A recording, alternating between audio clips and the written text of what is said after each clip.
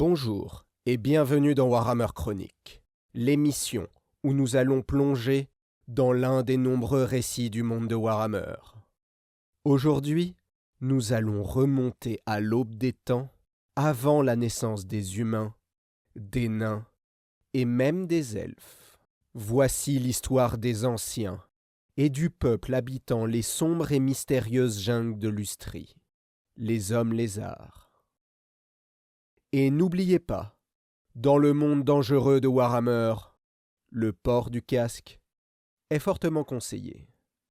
Bon voyage. Il y a des millions d'années de cela, le monde était une vaste étendue glacée, battue par les vents et plongée dans l'obscurité.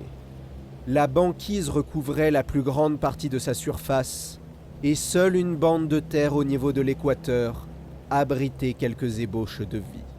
Des créatures sauvages titanesques parcouraient cette région et se mesuraient à des choses horribles et sans âge dans leur lutte pour la survie. Nul ne sait quelles civilisations grandirent et redevinrent poussière en ces temps oubliés, car leurs ruines sont aujourd'hui recouvertes par le passage des millénaires. Le sol tremblait sous la lutte de titans. Des chagotes se nourrissaient d'éclairs. Des marnocs troglodytes vivaient dans des cavernes sans fond. Et des léviathans sinueux parcouraient les océans. En ces temps, la race des dragons était à son zénith. Et tous combattirent pour dominer la surface du monde. Tout cela fut bouleversé lorsque les anciens arrivèrent sur le monde. Ces êtres dont les pouvoirs égalaient ceux des dieux. Ils régnaient sur un empire qui s'étendait à travers les étoiles et le temps. Car pour ces créatures mystiques aux connaissances sans limite, l'astrologie et l'astronomie, la magie et la science, tout autant que l'art et la réalité, ne faisaient qu'un. Toutes les planètes de l'Empire des Anciens étaient reliées par des portails, qu'ils pouvaient traverser à loisir pour voyager en une fraction de seconde à travers l'univers. Mais durant leur trajet à travers l'espace, une planète attira le regard des anciens. Ils construisirent alors des portails stellaires à chacun des pôles de la nouvelle planète pour faciliter l'accès à cette colonie prometteuse. Cependant, ce monde devait être refaçonné avant de mettre à exécution leur projet. Aussi, grâce à leur science supérieure et leur magie incommensurable, les anciens rapprochèrent l'orbite de la planète de son soleil. La croûte de glace régressa, et des forêts verdoyantes finirent par recouvrir les terres nouvellement révélées. C'est alors que les anciens créèrent des serviteurs pour répondre à leurs besoins. Ainsi apparut la première génération de prêtres mages Slann. C'étaient de grands gouverneurs, des créatures à l'intellect prodigieux, les seuls êtres capables de supporter le contact avec les tout-puissants anciens et d'assimiler leur enseignement. Ces êtres bouffis à l'allure de crapauds auraient la charge de guider les races plus simples, dont la création suivrait sous peu. Par la suite, dans les jungles étouffantes de la future Lustrie, les anciens firent évoluer les formes de vie rudimentaires qui prospéraient dans cette nature étouffante jusqu'à les rendre plus adaptés aux grands desseins qu'ils avaient planifiés. C'est ainsi que les premiers hommes lézards virent le jour, endossant tantôt le rôle de protecteurs, de bâtisseurs et d'administrateurs de leur empire. D'immenses cités-temples furent érigés au cœur même des moites et dangereuses jungles de Lustrie, des terres du sud et de la lointaine Cathay. Au cours d'innombrables millénaires, les hommes lézards furent les maîtres incontestés de la planète, plongeant les quelques dragons anciens dans un sommeil éternel et repoussant les titanesques et brutaux ogres chagotes qui parcouraient le monde. Les anciens créèrent alors les elfes, jeune race qui sentit grandir son attrait pour les forêts. Les anciens ordonnèrent alors aux Slann de faire émerger une île au milieu du vaste océan afin d'y accueillir les premiers elfes. Sous la supervision des anciens, les prêtres mages enseignèrent alors les premiers rudiments de la magie à ce peuple qui se développa sur l'île. Mais rapidement, les anciens décelèrent une faille dans leur création. En effet, si les elfes étaient gracieux et intelligents, aimant l'art et la connaissance, et jouissant d'une certaine affinité avec les énergies magiques maniées par les anciens, ils ne s'avérèrent cependant pas aussi résistants à leurs effets corrupteurs que ces derniers l'avaient espéré. C'est ainsi que les anciens créèrent les nains, peuple robuste, résistant à la magie et incorruptible. Aux nains fut enseigné l'art de capturer la magie dans des objets grâce à leur artisanat soigné et complexe. Ce fut la première brique de l'art runique des nains. Le peuple des nains s'installa alors dans les montagnes du bord du monde. Mais leurs nouvelles créations n'atteignirent pas la perfection désirée, car les qualités qui en faisaient des survivants nés les rendirent avares, têtus et autarciques.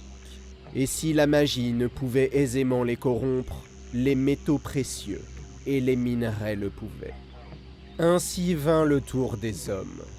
Les anciens créèrent la race des premiers humains, prolifiques et adaptables, pouvant vivre dans n'importe quel climat, du désert aride de Khemri aux sombres forêts du Vieux Monde, en passant par les verdoyantes clairières de Cathay. L'ascension de l'humanité au rang de race civilisée était encore bien loin, et les quelques sauvages incapables de s'exprimer ne constituaient pas une menace pour les nains, les elfes ou les hommes lézards. Alors que les premiers humains marchaient à la surface de la Terre, les anciens préparèrent l'éducation de cette jeune race à sang chaud. De leur côté, les hommes lézards continuèrent à bâtir de fabuleuses structures s'élevant au-dessus de la canopée. Les instructions données aux Slann par les anciens étaient très précises. Elles couvraient la localisation de chaque cité-temple, et bien d'autres merveilles architecturales furent construites de par le globe.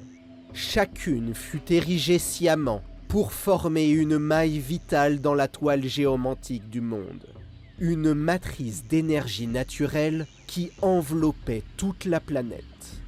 Chaque site était ainsi lié au suivant, et les anciens purent puiser dans cette ressource immense pour activer des machines ésotériques et lancer de puissants enchantements afin de contrôler le monde et de le protéger des menaces. En effet, tout n'était pas parfait dans ce paradis aux allures idylliques. Des signes troublants se manifestèrent au-delà des portails polaires. Ils étaient ouverts sur une autre dimension et furent à l'origine d'un grand bouleversement.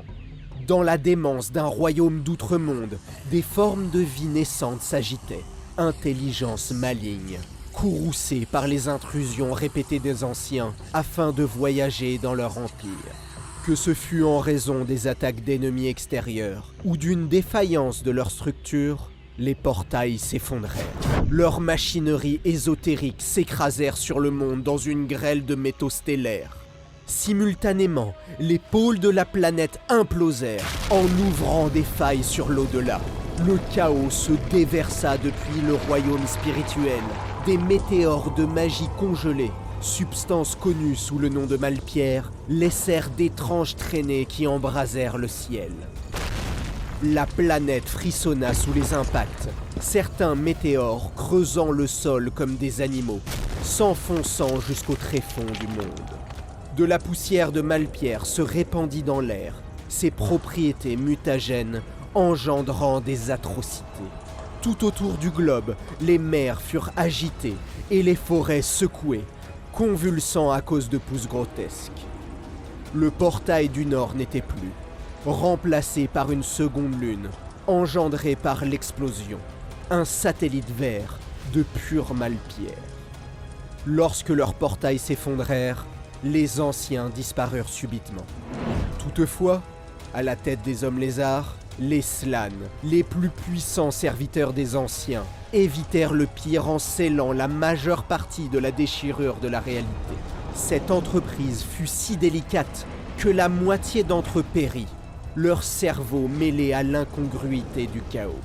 Mais en dépit de leur sacrifice, les Slann ne parvinrent qu'à rétrécir la fissure dans la réalité et le temps, et ne purent la refermer complètement. Les Anciens étaient partis, et les hommes lézards ainsi que les jeunes races furent livrés à eux-mêmes contre un ennemi inconnu et démoniaque. Ainsi débuta la guerre pour le royaume des mortels. Menacés d'annihilation, les derniers Slann se rallièrent et levèrent des armées d'une taille jamais vue depuis. Les démons attaquèrent de partout, mais les hommes lézards encaissèrent leur assaut. Il s'ensuivit une série de guerres terribles, de conflits à l'échelle de continents entiers qui durèrent des siècles et prélevèrent d'innombrables vies pour protéger les créations des Anciens. De puissants guerriers reptiliens, appelés Saurus, affrontèrent la marée démoniaque en rivalisant de férocité avec l'ennemi. De titanesques bêtes à sang-froid écrasèrent par centaines les démons sanguinaires. Mais la puissance des hommes lézards ne se limitait pas à leurs armées. Les Slann, au sommet de leur temple pyramide, canalisaient l'énergie ambiante pour lancer des sorts effroyables. Ils avalaient l'air saturé de magie, engloutissant des armées entières d'envahisseurs en un clignement d'œil. Au début du conflit, les Slann, grâce à leur magie, prévalurent sur les démons les plus versés dans les arts mystiques. Toutefois, les énergies et les renforts du chaos ne cessaient d'affluer, et l'équilibre des forces vacilla. Les Slann devaient ainsi combattre d'un côté les armées démoniaques et d'un autre maintenir les portails au pôle sous contrôle afin qu'ils ne déchirent pas la réalité et le temps. La moindre erreur de manipulation des forces magiques avait d'horribles conséquences. Plusieurs Slann subirent des retours fatals ou furent victimes de leur propre décharge incandescente. Tandis que les vents de magie débridés affaiblissaient les Slann, ils revigoraient les démons qui en étaient constitués. Sur les champs de bataille, des titans de fureur pure s'abattirent sur les cohortes de Saurus jusqu'à ce que la terre fût noyée dans le sang. Des monstres pestiférés et des bêtes d'airain se jetaient tête la première sur des dinosaures à sang-froid, tandis que des reptiles ailés affrontaient des behémoths aux ailes de cuir pour la suprématie aérienne.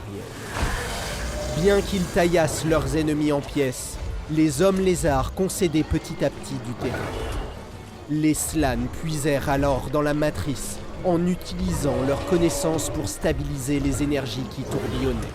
En dernier recours, ils enchantèrent la jungle en changeant leur environnement en piège mortel de plantes carnivores, de sable mouvant et d'essaims d'insectes dont les dards pouvaient transpercer les écailles d'un dragon.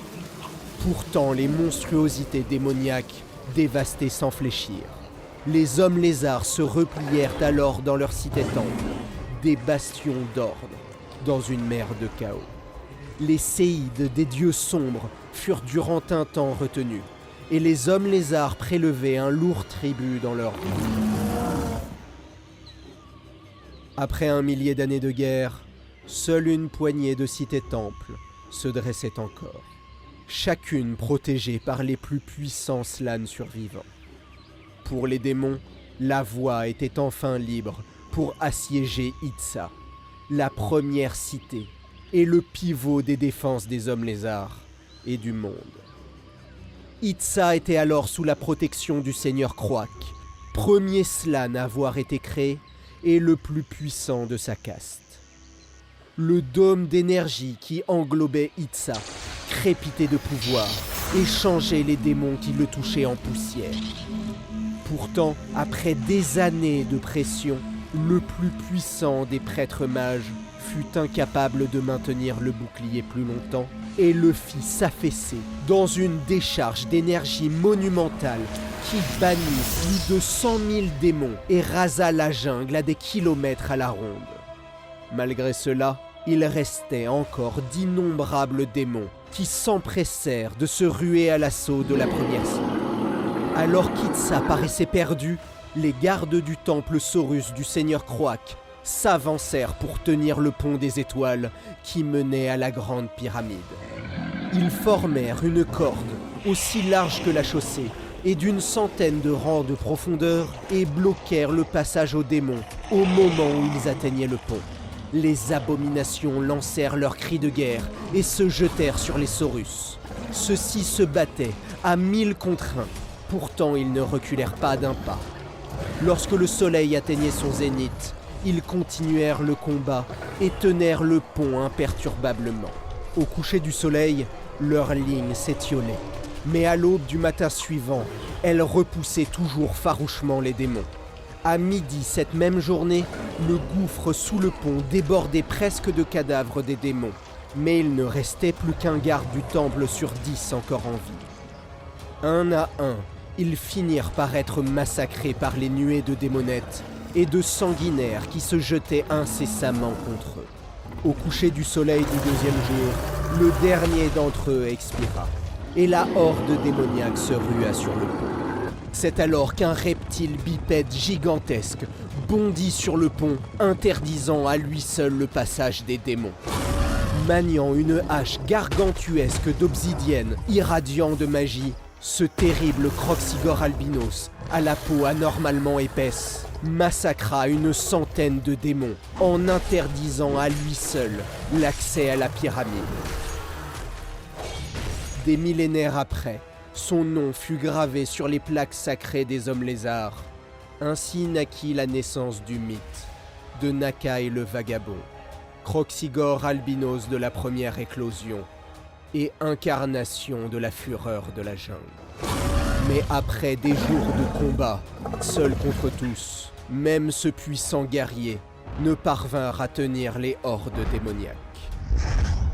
Toutefois, l'espoir subsistait, car la défense obstinée des Saurus et de Nakai avait donné le temps au seigneur Croak d'achever son sort le plus puissant. Un sortilège qui ne sera jamais égalé depuis, ni par le grand seigneur Teclis, hommage des elfes, ni par le premier nécromancien, le sombre Nagash. La grande pyramide du seigneur Croak était un îlot de calme au milieu d'un océan infernal. Il puisa une dernière fois dans les immenses réserves de pouvoir du réseau protecteur d'Itsa. Le seigneur Croak libéra alors des incantations héritées directement des anciens. Une tempête de feu s'abattit des cieux. D'un mot, il força le fleuve Amaxon à sortir de son lit pour noyer des milliers de démons. D'un geste, il déchaîna des ouragans sur les terres. D'une pensée, il provoqua des séismes qui ouvrirent des failles béantes et engloutirent des légions de démons. Le temps ralentit et le tissu de la réalité lui-même menaça de se déchirer irrémédiablement. Malgré des milliers et des milliers de démons bannis, avant que le seigneur Croak puisse libérer la toute-puissance de son sort, il finit par succomber. Il fut assailli par 12 démons majeurs de cornes, hauts comme des montagnes, protégés de sa magie par les runes les plus puissants de leurs dieux sombres. Ils atteignirent le haut de la pyramide et massacra la forme immobile du mage. Tout était fini. L'espoir était perdu. Le monde, les elfes, les nains, les humains et tout ce qui avait été créé par les anciens allait être détruit.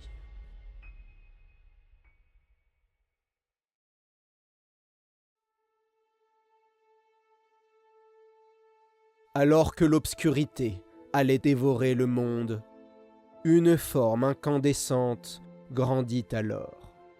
L'esprit du seigneur Croak était si déterminé et si dévoué envers la défense de sa cité et du monde qu'il continua le combat en ignorant la perte de sa dépouille charnelle. Libéré de ses entraves de chair, il s'éleva dans les airs au-dessus de la cité-temple ravagée et prit la forme d'une lumière si intense qu'un second soleil semblait s'être matérialisé dans le ciel. Ses rayons inondèrent les démons et les réduisirent ensemble. La chaleur était si intense que leurs peaux démoniaques fondirent sous la lumière divine de Kroak. C'est alors qu'une onde de choc se propagea dans la jungle, bannissant tous les démons à son contact.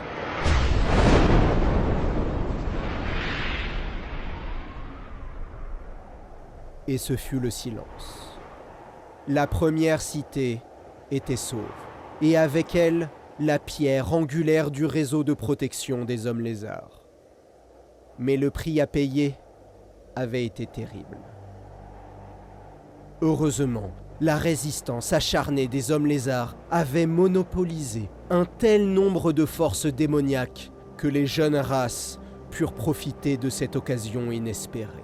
Alors que les oracles humains de la mystérieuse Albion érigèrent des cercles de pierre afin de stabiliser les vents magiques, alors que les légendes naines racontèrent que le plus puissant des nains, le guerrier divin Grimnir, partit affronter seul dans le nord les marais démoniaques, les elfes d'Ultuan sauvèrent le monde de la destruction. Grâce aux enseignements des Slann et des Anciens, ils créèrent un immense vortex magique au cœur même de leur île-continent. Ce vortex absorba l'énergie magique qui soufflait sur le monde, privant les démons de la ressource primordiale à leur existence. Ainsi les démons disparurent du monde. C'est ainsi que le plus puissant mage elfe, Calédor le Second, fut absorbé dans le vortex jusqu'à la nuit des temps afin de continuer d'incanter le sort qui permettait au monde de subsister. Alors que les elfes se félicitèrent de leur sacrifice et que les nains chantaient la saga de leurs guerriers perdus, dans l'ombre des denses jungles de Lustrie, les Slann n'étaient pas dupes. Le combat pour la survie contre les démons n'était pas terminé. Il ne faisait en réalité que commencer.